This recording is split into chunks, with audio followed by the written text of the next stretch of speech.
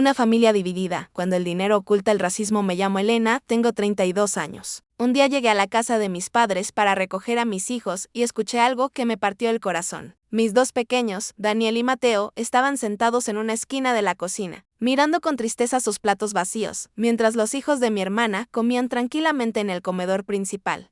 La escena me dejó helada, pero lo que descubrí en las semanas siguientes reveló una verdad aún más dolorosa sobre mi propia familia.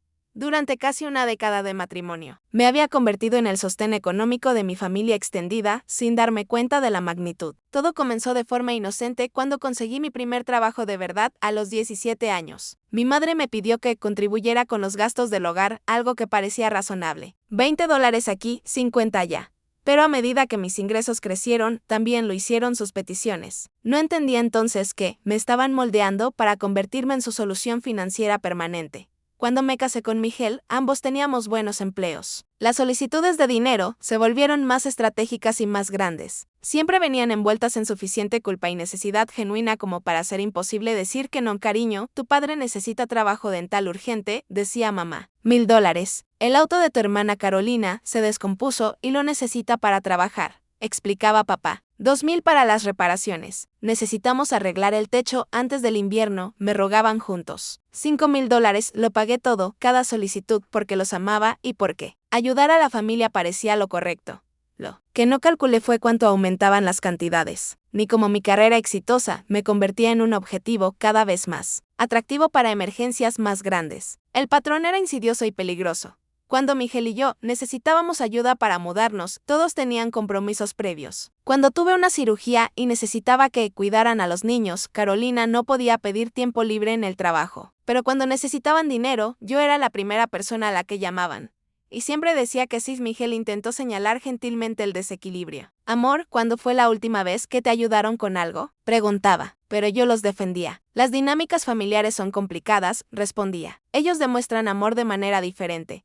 Lo que no podía ver era el panorama completo que Miguel estaba armando lentamente, los comentarios sutiles sobre los niños mestizos, la forma en que las conversaciones se volvían incómodas cuando él entraba a las habitaciones, las preguntas sobre si nuestros hijos se encajarían socialmente.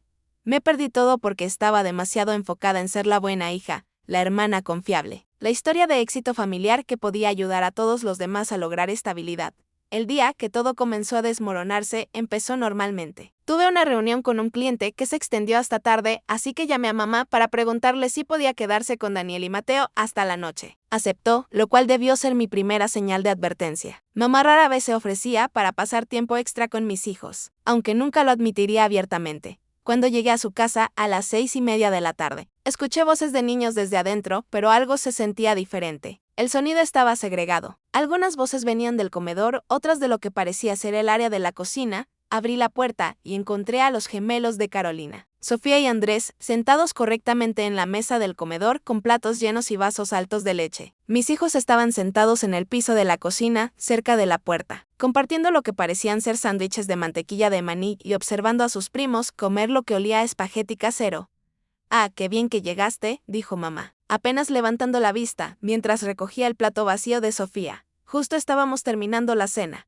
Observé la escena lentamente. Carolina descansaba cómodamente en la mesa, navegando por su teléfono, mientras sus hijos disfrutaban de sus segundas porciones. Papá estaba sentado en su sillón reclinable con un plato en el regazo, viendo televisión. La división era clara. Algunos niños estaban cenando, otros simplemente estaban siendo alimentados. «Daniel, Mateo, ¿cómo estuvo su día?», pregunté, arrodillándome a su nivel. «Bien», dijo Daniel en voz baja. Tenía 8 años y ya estaba aprendiendo a minimizar sus sentimientos. ¿Se divirtieron jugando con sus primos? Mateo, que tenía 6 años y aún no había dominado la diplomacia social, negó con la cabeza. Ellos estaban ocupados con cosas diferentes. Miré alrededor de la habitación nuevamente, notando detalles que de alguna manera había pasado por alto en visitas anteriores. La forma en que mis hijos instintivamente se posicionaban apartados de la actividad familiar principal. La forma en que los hijos de Carolina parecían cómodos tratando la casa como su dominio, mientras que los míos actuaban como invitados cautelosos. ¿Qué cenaron todos?, pregunté, ya sospechando la respuesta. «Mamá hizo espagueti», anunció Sofía con orgullo. «Estuvo muy bueno», agregó Andrés, ¿Y ustedes, muchachos, qué cenaron? Sándwiches, dijo Mateo con naturalidad. La abuela dijo que no había suficiente espagueti para todos. Miré hacia el mostrador de la cocina, donde una olla grande todavía estaba, con lo que parecían ser sobras sustanciales. Suficiente espagueti para alimentar a varias personas más. De hecho, dije poniéndome de pie, ¿por qué no les preparo una cena de verdad antes de irnos a casa? Ay, Elena, ¿están bien?, dijo mamá rápidamente. Los niños no necesitan mucho. Dijeron que no tenían tanta hambre de todos modos. Pero yo conocía a mis hijos. Mateo siempre tenía hambre, y Daniel nunca rechazaba la comida de su abuela a menos que algo estuviera mal. Ambos se veían cansados de una manera que iba más allá del agotamiento físico. Se veían emocionalmente agotados. Les calenté porciones generosas de espagueti y observé cómo los rostros de mis hijos se iluminaban de una manera que confirmaba que habían estado genuinamente hambrientos. No solo hambre de bocadillo, sino realmente necesitando una comida adecuada, mientras comían. Traté de reconstruir lo que realmente había sucedido durante su día con sus abuelos. Entonces, ¿qué hicieron todos hoy?, pregunté casualmente. Vimos televisión principalmente, dijo Daniel entre bocados. ¿Algún juego? ¿Jugaron afuera? Los primos intercambiaron miradas antes de que Sofía respondiera. Jugamos videojuegos arriba. Eso suena divertido. Daniel y Mateo también jugaron silencio. El tipo de silencio que habla volúmenes. Los juegos de arriba son para niños mayores, dijo finalmente Andrés, aunque él solo era un año mayor que Daniel. Ya veo. ¿Y qué tal afuera? Es un día tan hermoso. Jugamos en el patio trasero por un rato, dijo Carolina, todavía enfocada en su teléfono. Pero ya sabes cómo es con grupos mixtos. Diferentes intereses, diferentes niveles de comodidad. Diferentes niveles de comodidad, repetí. La frase quedó suspendida en el aire con implicaciones que apenas comenzaba a comprender. ¿Niveles de comodidad? Oh, ya sabes, interrumpió mamá rápidamente. Diferentes edades, diferentes personalidades. Algunos niños son más sociales, otros son más callados. Pero Mateo era uno de los niños más sociales que había conocido. Y Daniel solo era callado cuando se sentía no bienvenido en algún lugar. Bueno, dije. Estoy segura de que se divertirán más la próxima vez, una vez que todos se conozcan mejor. Otro silencio incómodo. En realidad, dijo Carolina, dejando su teléfono, podríamos estar bastante ocupados durante los próximos fines de semana. Actividades de verano, ya sabes. Actividades de verano que aparentemente no incluían a mis hijos. ¿Cómo qué?, pregunté. Fiestas en la piscina, barbacoas del vecindario, muchos eventos sociales. Eso suena genial. A los niños les encanta nadar y las barbacoas. Papá se aclaró la garganta. Bueno, algunos de estos eventos son específicos de ciertos círculos sociales. Tradiciones del vecindario de larga data. Tradiciones a las que mis hijos aparentemente no eran bienvenidos. Ya veo, dije. Estaba comenzando a ver con bastante claridad.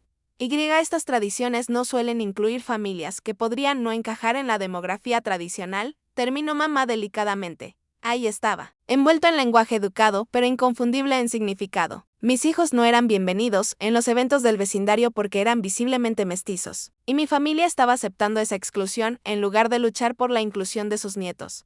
¿Cuánto tiempo ha estado pasando esto?, pregunté en voz baja. ¿A qué te refieres?, preguntó Carolina, pero su expresión culpable revelaba que sabía exactamente a qué me refería. ¿Cuánto tiempo han estado tomando decisiones sobre en qué pueden y no pueden participar mis hijos basándose en cómo se ven? Elena, estás malinterpretando, dijo papá. Solo estamos tratando de navegar situaciones sociales de manera realista, como si aceptar la discriminación contra niños de 8 y 6 años fuera el enfoque razonable. Esa noche, en el camino a casa, el silencio en el auto era pesado. Seguía mirando por el espejo retrovisor a mis niños, ambos mirando por sus ventanas con el silencio contemplativo de los niños procesando comportamientos de adultos que aún no entienden completamente. Finalmente, Mateo habló. Mamá, ¿por qué no podemos ir a las fiestas en la piscina? Había temido esta pregunta, esperando que no hubieran comprendido completamente las implicaciones de la conversación que habían presenciado, porque algunas personas aún no están listas para dar la bienvenida a todos. Cariño, ¿es porque nos vemos diferentes de Sofía y Andrés?, preguntó con la franqueza devastadora de un niño de 6 años.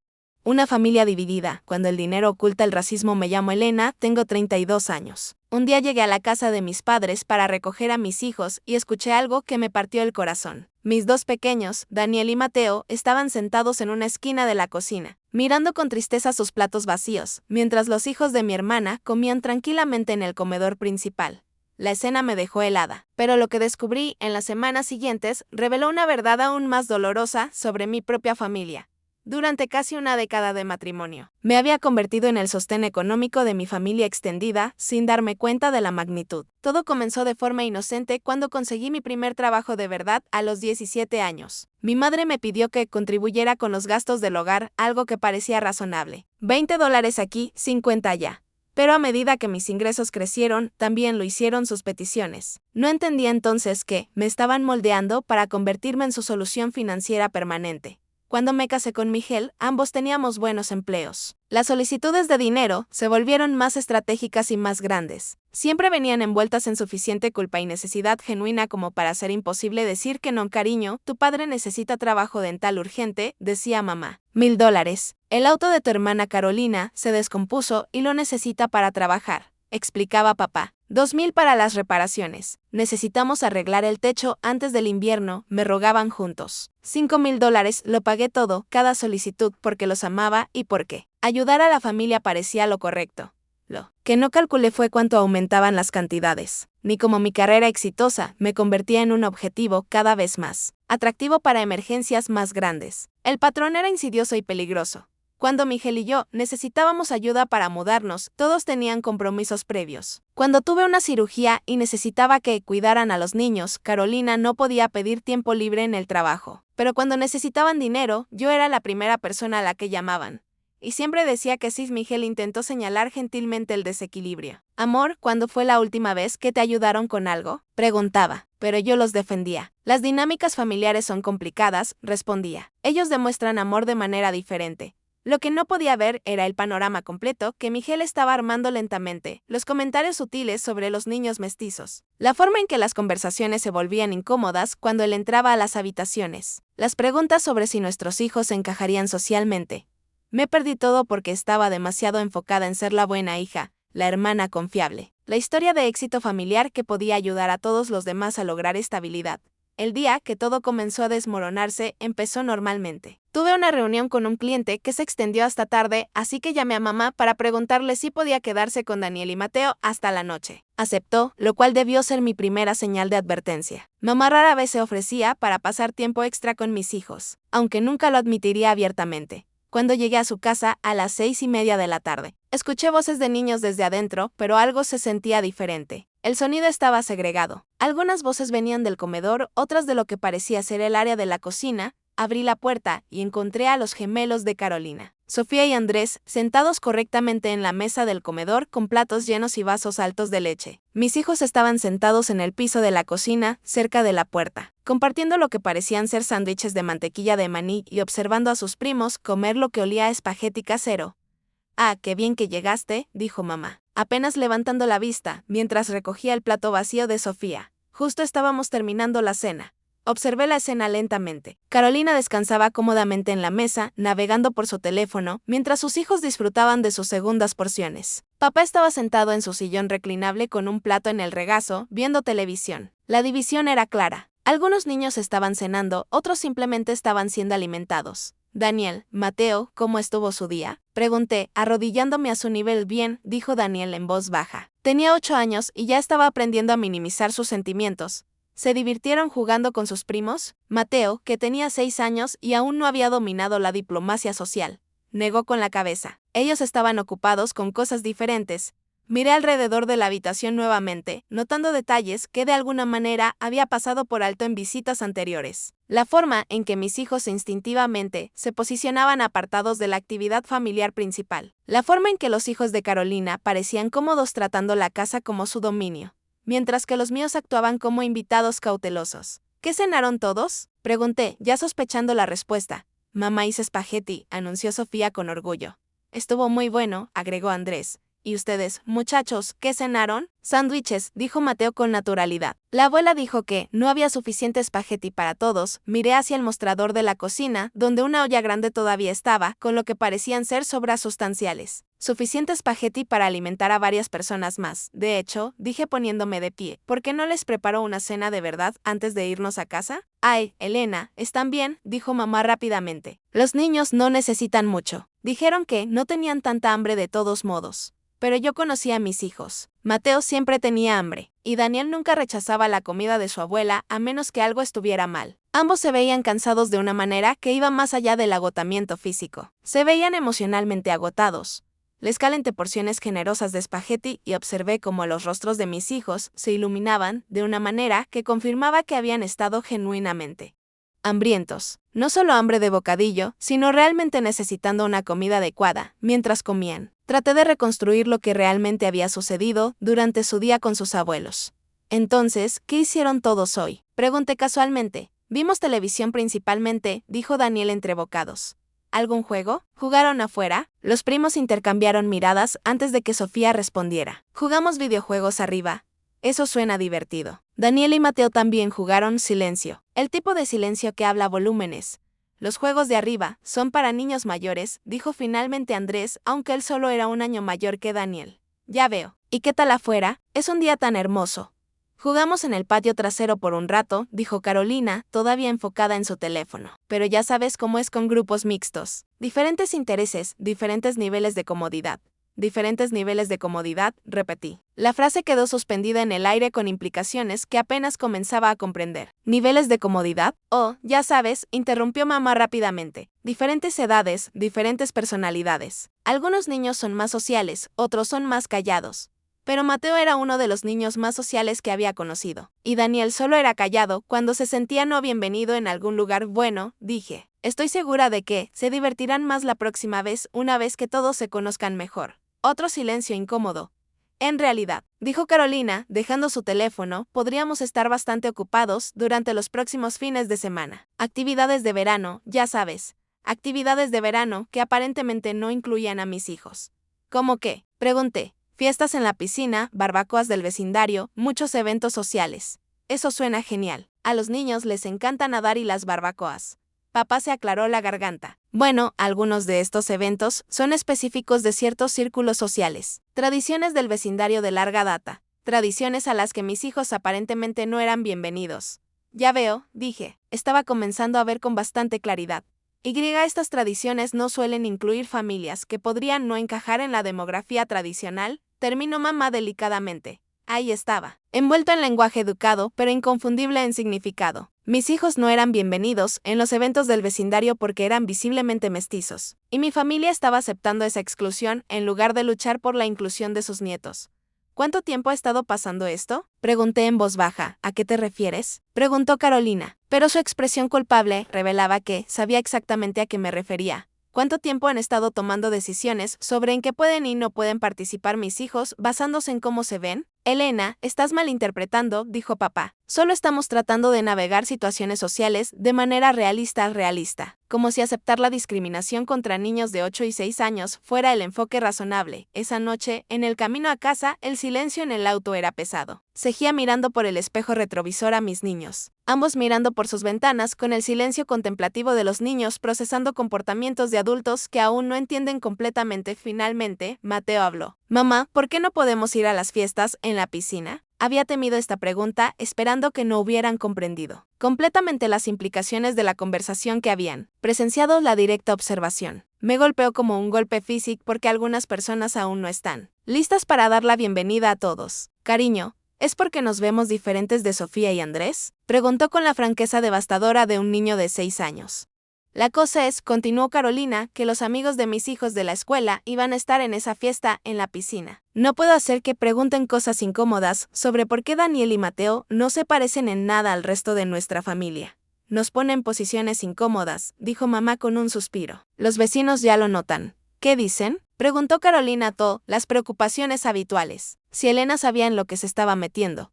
Si esos niños tendrán problemas de comportamiento cuando crezcan. La gente se preocupa por los niños mestizos que tienen problemas de identidad. Mis manos temblaban de furia, pero me obligué a seguir escuchando. Bueno, dijo papá, al menos no tenemos que preocuparnos de que Elena se quede enojada a largo plazo. Siempre vuelve cuando la necesitamos, especialmente para asuntos de dinero. Es demasiado de corazón blando.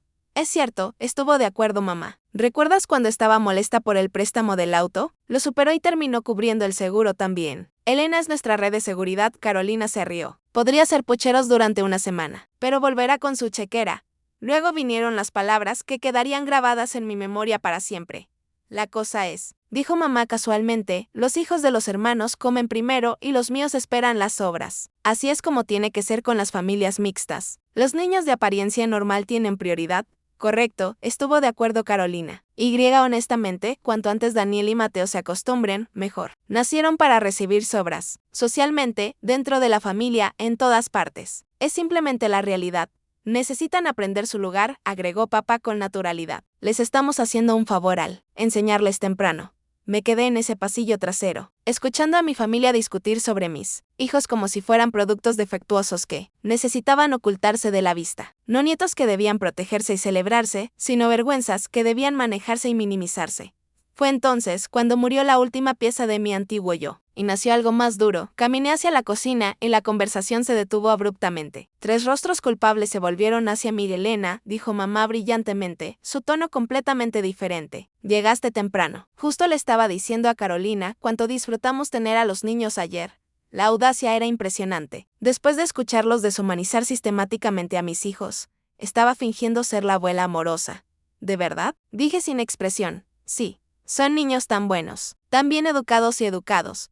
Los miré a los 3, memorizando sus rostros, sus expresiones, la forma casual en que habían estado discutiendo sobre el valor inferior de mis hijos. Vine a buscar la botella de agua de Mateo, mentí suavemente. ¿La olvidó ayer? Oh, por supuesto. Déjame ayudarte a encontrarla, ofreció mamá. Moviéndose con falsa utilidad, recuperé la botella de agua de Mateo del mostrador y me volví para enfrentarlos. En realidad, dije con calma, escuché su conversación de hace un momento. El color se drenó de sus rostros. ¿Qué conversación?, preguntó mamá débilmente. Aquella en la que explicaron que los niños mestizos deben esperar sobras mientras que los niños de apariencia normal tienen prioridad. Aquella en la que discutieron cómo mis hijos nacieron para recibir sobras. Aquella en la que acordaron que necesitan aprender su lugar. Silencio mortal, Elena, dijo papá con cuidado, está sacando las cosas de contexto. ¿Lo estoy? ¿Qué contexto hace que sea aceptable decir que mis hijos de 6 y 8 años merecen menos que sus primos debido a su raza? Nunca dijimos eso, protestó mamá. Lo dijeron exactamente. Escuché cada palabra. Los miré a cada uno por turno. Pero lo que realmente me impactó fue la parte sobre ser su red de seguridad. Su cajero automático confiable que siempre vuelve con su chequera. Eso no es, comenzó Carolina. ¿No lo es? ¿Cuánto dinero le he dado a esta familia en los últimos 8 años? Intercambiaron miradas, claramente incómodos con la pregunta directa. ¿Somos familia?, dijo papá. La familia se ayuda mutuamente. Tienes absolutamente razón. La familia se ayuda mutuamente. Pero aquí está la cosa sobre la familia. También aman y protegen a los hijos de los demás. No enseñan a esos niños a esperar discriminación de sus propios parientes. Caminé hacia la puerta, luego me volví. Voy a darles algo de tiempo para pensar en lo que se escucharon decir hoy. Sobre si pueden vivir con tratar a mis hijos como menos dignos que los de Carolina. Sobre si su comodidad financiera vale más que el bienestar emocional de sus nietos. Elena, espera, llamó mamá. Hablaremos de nuevo pronto, dije. Cuando estén listos para ser honestos sobre si realmente quieren a mis hijos en sus vidas o solo mi dinero. Durante las siguientes semanas, hice una serie de llamadas telefónicas que alterarían fundamentalmente el estilo de vida de mi familia. Comencé con mi contadora, a quien había estado queriendo consultar sobre la planificación financiera de nuestra familia. Necesito entender el alcance completo del apoyo financiero que he estado proporcionando a los miembros de mi familia extendida, expliqué. Definitivamente podemos analizar eso. ¿Tienes registros de transferencias y pagos? De 8 años. Cuando me llamó 2 días después con su análisis, incluso yo quedé impactada. Elena, has proporcionado $127,000 en apoyo financiero documentado durante 8 años. Eso sin incluir regalos o asistencia informal que no se registraron. El número era asombroso. Ese era el enganche de una casa. Fondos universitarios para ambos niños. Las vacaciones europeas de las que Miguel y yo habíamos hablado durante años. ¿Qué recomendarías a alguien en mi situación? Financieramente hablando, cese inmediato del apoyo. Estás subsidiando los estilos de vida de otros adultos a expensas de la seguridad a largo plazo de tu propia familia. Tenía razón. No me interesaba perseguir dinero de personas que habían mostrado sus verdaderos sentimientos sobre mi familia. Me interesaba eliminar su incentivo financiero para fingir que nos querían cerca. Siguiente llamada. Abogado de familia recomendado por una colega. Necesito entender mis obligaciones con respecto al apoyo financiero que he estado proporcionando a miembros de la familia. ¿Son obligaciones ordenadas por la corte? ¿Padres ancianos que necesitan cuidado? No. Apoyo voluntario que se ha vuelto esperado y cada vez más exigido. entonces no tienes obligación legal de continuar. Cualquier dinero que hayas dado fue tu elección y detenerte es igualmente tu elección. Esa noche, Miguel y yo tuvimos otra conversación crucial. Quiero cortar todo el apoyo financiero, le dije. Todo. Inmediatamente. Miguel asintió lentamente. Creo que es lo correcto. Pero, ¿estás preparada para las consecuencias? ¿Qué tipo de consecuencias? Elena, estás hablando de eliminar un apoyo sustancial de personas que han llegado a verlo como ingresos garantizados. Van a estar desesperados. Van a decir y hacer cosas para tratar de mantener su estilo de vida. Tenía razón, pero ya no me importaba su comodidad. Déjame preguntarte algo. Si extraños trataran a nuestros hijos de la manera en que mi familia los trata, ¿qué querrías que hiciera? Cortaría el contacto inmediatamente de entonces. ¿Por qué los parientes deberían recibir un trato diferente? No deberían. A la mañana siguiente, comencé el desmantelamiento sistemático de la red de seguridad financiera de mi familia primero. Llamé a la compañía hipotecaria donde estaba, listada como coprestataria en el préstamo de mis padres. Necesito entender mis opciones para eliminarme de esta hipoteca. Necesitarías que los otros prestatarios califiquen para refinanciar sin tus ingresos o que se pague el préstamo y, si no pueden calificar por su cuenta, entonces típicamente necesitan vender para pagar el saldo restante o encontrar otro coprestatario calificado. ¿Cuánto tiempo toma típicamente el proceso de refinanciamiento? De 60 a 90 días, dependiendo de su situación financiera y crédito perfecto. Eso les daba tiempo para entender la realidad de su situación sin mi apoyo.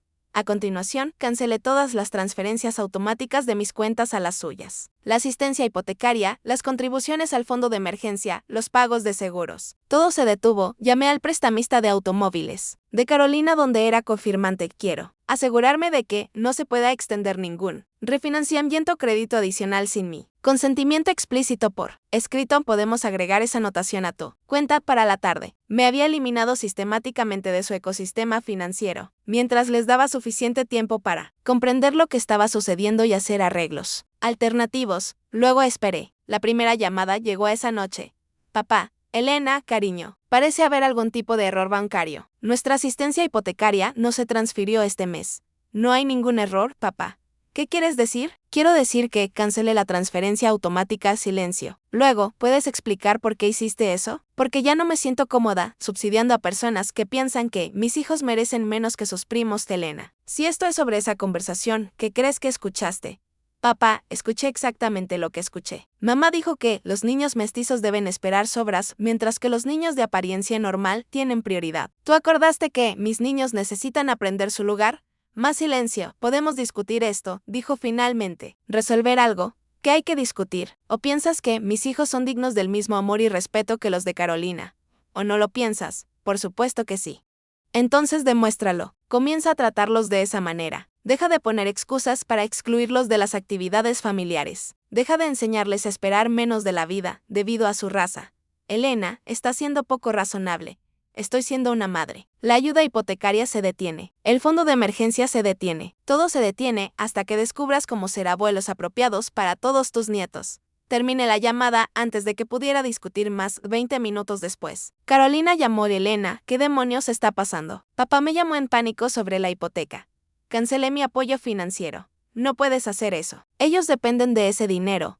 Entonces no deberían haber pasado una hora discutiendo cómo mis hijos son responsabilidades sociales que necesitan aprender su lugar. Eso no es lo que dijimos. Es exactamente lo que dijiste. Escuché cada palabra. La voz de Carolina se volvió suplicante. Mira, tal vez podríamos haber expresado las cosas mejor, pero no puedes destruir la seguridad financiera de mamá y papá por un malentendido. No estoy destruyendo nada. Simplemente estoy dejando de subsidiar a personas que piensan que mi esposo fue un error y mis hijos son problemas. Nunca dijimos eso. Dijiste que mis hijos nacieron para recibir sobras. Dijiste que los niños de apariencia normal tienen prioridad. Dijiste que necesitan aprender su lugar. ¿Qué parte estoy recordando mal? Silencio. Aquí está lo que va a pasar. Continúe. Tienen 90 días para descubrir cómo vivir con sus ingresos reales. No más ayuda hipotecaria, no más pagos de automóviles, no más préstamos de emergencia. Si pueden convencerme de que genuinamente quieren a mis hijos en sus vidas, no mi dinero, sino mis hijos, entonces podemos reconstruir una relación. Elena, por favor, ¿podemos resolver esto? ¿Podemos? Porque he estado tratando de resolver las cosas durante 8 años. Y mis hijos todavía están sentados en pisos mientras sus primos comen en mesas. Las siguientes 3 semanas fueron una clase magistral en observar a las personas revelar sus verdaderas Prioridades. Mamá llamó llorando, explicando cómo habían estructurado su presupuesto alrededor de mi asistencia y no podían manejarse sin ella. Cuando sugerí que podrían necesitar reducir el tamaño a una casa que realmente pudieran pagar, dijo que estaba siendo vengativa y cruel. Carolina llamó varias veces, alternando entre ira y desesperación. Su pago de automóvil representaba casi una cuarta parte de su salario de boutique de medio tiempo. Vas a arruinar mi puntaje crediticio, acusó, como si su planificación financiera fuera mi responsabilidad. Papá intentó un enfoque diferente, presentándose sin previo aviso en mi casa. Elena, necesitamos hablar de esto razonablemente. Estoy feliz de hablar razonablemente sobre cuando planeas comenzar a tratar a mis hijos con la misma consideración que muestras a los de Carolina. Si los tratamos igual, papá. Literalmente dijiste que necesitan aprender su lugar porque son mestizos. Eso no es lo que quise decir. Entonces, ¿qué quisiste decir? Luchó por encontrar una respuesta y me di cuenta de que no podía explicarlo de una manera que no sonara racista porque era racista. Mira, dijo finalmente, tal vez hemos sido insensibles, pero destruir nuestra estabilidad financiera no es la respuesta. No estoy destruyendo nada. Estoy dejando de participar en financiar a personas que no respetan a mi familia. Si respetamos a tu familia, muéstramelo. Invita a Daniel y Mateo a todo lo que invites a Sofía y Andrés. Deja de poner excusas sobre situaciones sociales. Trátalos como los nietos que son en lugar de problemas que deben manejarse. Si hacemos eso, ¿el apoyo financiero vuelve? El hecho de que su primera preocupación fuera el dinero me dijo todo lo que necesitaba saber sobre sus prioridades. Papá, si genuinamente cambias la forma en que tratas a mis hijos, si comienzas a actuar como un abuelo que los ama y los valora, entonces podemos hablar sobre reconstruir nuestra relación. Pero los días en que pago a las personas para que toleren a mi familia han terminado. Para la cuarta semana, la desesperación se estaba instalando. Mis padres habían puesto su casa en el mercado. Carolina había comenzado a trabajar horas adicionales y estaba buscando un segundo trabajo. El estilo de vida cómodo que había estado subsidiando, sin saberlo, se estaba desmoronando. Fue entonces cuando decidieron probar una estrategia diferente. Mamá llamó con una propuesta. Elena, hemos estado pensando, ¿qué te parece si organizamos cenas familiares regulares donde todos sean tratados por igual? ¿Cómo se vería eso? Bueno, todos los domingos vienen todos los nietos. Las mismas actividades para todos, la misma cena para todos. Sonaba prometedor hasta que continuó. Tal vez mientras reconstruimos la confianza, podrías al menos ayudar con los gastos esenciales. Solo la hipoteca para que no perdamos la casa. Ahí estaba. La actuación del cambio a cambio del apoyo financiero continuo. Mamá, esto es lo que he aprendido. Cuando alguien te muestra quién es, créele. Me mostraste que piensas que mis hijos merecen menos que sus primos. Todo lo que ha sucedido desde entonces ha sido que intentas minimizar esa realidad para poder quedarte con mi dinero. Eso no es verdad. ¿No lo es? No estás llamando porque extrañas a Daniel y Mateo. Estás llamando porque extrañas mis contribuciones financieras. Extrañamos a todos ustedes. Entonces demuéstralo. Pasa tiempo con mis hijos sin pedir dinero. Muestra interés genuino en sus vidas sin tratar de negociar apoyo financiero. Actúa como abuelos que los aman, no como personas que los toleran para obtener ganancias. 6 meses después, estaba cargando el lavavajillas después de la cena del domingo cuando Miguel me mostró un mensaje de texto que había recibido. Tu papá quiere reunirse para tomar un café, dijo. Solo ellos dos. Dice que quiere disculparse adecuadamente. Esto era nuevo. En 8 años de matrimonio, mi padre nunca había iniciado tiempo a solas con Miguel. ¿Qué piensas? Pregunté. Creo que vale la pena escuchar lo que tiene que decir. 2 días después, Miguel regresó de esa reunión con una expresión complicada. ¿Cómo fue? Se disculpó. Realmente se disculpó. No solo expresó pesar de que yo estuviera ofendido. ¿Por qué específicamente? Por tratarme como un extraño, por hacer suposiciones sobre nuestros hijos, por participar en conversaciones sobre si pertenecían a las actividades familiares. Estudié el rostro de Miguel. ¿Le crees? Creo que está asustado. Perdieron la casa, Elena. Están alquilando un pequeño apartamento ahora. Carolina está trabajando en 2 empleos y tuvo que vender su auto. Están aprendiendo cómo se ven sus vidas sin tu apoyo financiero. Bien, dije, sorprendiéndome con la firmeza en mi voz. Pero también creo que está reflexionando genuinamente sobre algunas cosas. Preguntó sobre los proyectos de arte de Daniel. Quería saber sobre la temporada de fútbol de Mateo. Parecía diferente. Esa noche, mamá llamó. Elena, sé que probablemente no quieres saber de mí, pero quería que supieras que estamos en terapia familiar. ¿Lo están? Estamos aprendiendo sobre el sesgo inconsciente y cómo nuestro comportamiento afectó a ti y a los niños. Estamos tratando de entender cómo llegamos a este punto. Esperé, curiosa de si esto conduciría a otra solicitud de asistencia financiera. No espero que nos perdones inmediatamente, continuó. Pero quería que supieras que estamos trabajando en convertirnos en el tipo de abuelos que Daniel y Mateo merecen. ¿Cómo se ve eso? Sube cómo admitir que estábamos equivocados. Sobre las fiestas en la piscina, sobre los arreglos de la cena, sobre todo. Se ve cómo aprender a confrontar nuestros propios prejuicios en lugar de esperar que los niños los acomoden.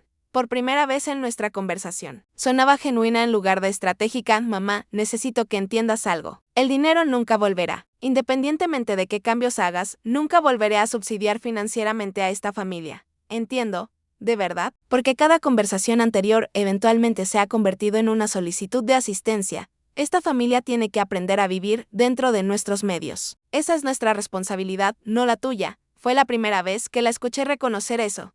Si quieres una relación con Daniel y Mateo, continué, tiene que ser porque los valoras. No porque esperes eventualmente restaurar el apoyo financiero. Sí los valoro. Sé que no se ve así, pero lo hago. Entonces muéstraselos, no a mí, a ellos. Sé la abuela que necesitan, no la que has sido. 3 meses después tuvimos nuestra primera cena familiar en casi un año. No en su casa, no tenían espacio en su pequeño apartamento, sino en un restaurante, donde todos pagaron sus propias comidas. Observé cuidadosamente mientras mis padres interactuaban con los 4 nietos. Le preguntaron a Daniel sobre su último proyecto de arte y realmente escucharon su explicación. Vitorearon cuando Mateo describió la racha ganadora de su equipo de fútbol. Incluyeron a ambos niños por igual en conversaciones y actividades. No era perfecto. Años de comportamiento aprendido no desaparecen de la noche a la mañana, pero era diferente. Mejor después de la cena. Mientras caminábamos hacia nuestros autos, mamá me llevó aparte de Elena. Quiero que sepas que perder tu apoyo financiero fue lo mejor que pudo habernos pasado. ¿Cómo lo ves así? Porque nos obligó a examinar por qué estábamos dispuestos a arriesgarnos a perderte a ti y a los niños. Nos hizo darnos cuenta de que habíamos estado priorizando la comodidad sobre la familia. El dinero sobre el amor, la miré, buscando signos de manipulación o cálculo. En cambio, vi algo que no esperaba. Remordimiento genuino. Los niños todavía preguntan por qué no los ven más seguido. Dije, tal vez podríamos cambiar eso. No grandes eventos familiares, solo visitas pequeñas, conocerlos como individuos. Tal vez, dije, mientras conducía a casa esa noche con mi familia. Mateo hizo la pregunta que había estado temiendo y esperando en igual medida. Mamá, la abuela y el abuelo, ¿son diferentes ahora? ¿Qué piensas, cariño? Creo que están tratando de ser diferentes. El abuelo me preguntó sobre mi proyecto de ciencias y realmente escuchó cuando se lo expliqué. ¿Y cómo te hace sentir eso? Bien. ¿Cómo que tal vez quieren conocernos, no solo vernos? Desde el espejo retrovisor vi a Daniel asentir con la cabeza en acuerdo. Miguel se estiró y tomó mi mano. ¿Algún arrepentimiento sobre cómo lo manejaste? Pensé en la casa que mis padres perdieron, el estrés financiero que mis decisiones habían causado, el año de distanciamiento que todos habíamos soportado. Luego pensé en mis hijos, que estaban aprendiendo que no tenían que aceptar menos de lo que merecían de nadie, incluidos los miembros de la familia que afirmaban amarlos. Ninguno, dije, ni uno solo. A veces, lo más amoroso que puedes hacer es negarte a permitir un comportamiento que lastima a las personas que más te importan. Enseñas a las personas cómo tratarte a ti y a tu familia. Nunca aceptes menos que respeto e inclusión completos para tus hijos. Porque al final, el verdadero amor no se mide en dinero ni en comodidad. Se mide en cómo tratamos a los más vulnerables entre nosotros. En cómo defendemos a aquellos que no pueden defenderse por sí mismos. Y en la valentía que se necesita para establecer límites cuando el amor se ha convertido en algo tóxico. Mis hijos ahora saben que merecen un lugar en la mesa, no sobras en el piso. Y esa es una lección que ninguna cantidad de dinero podría comprar.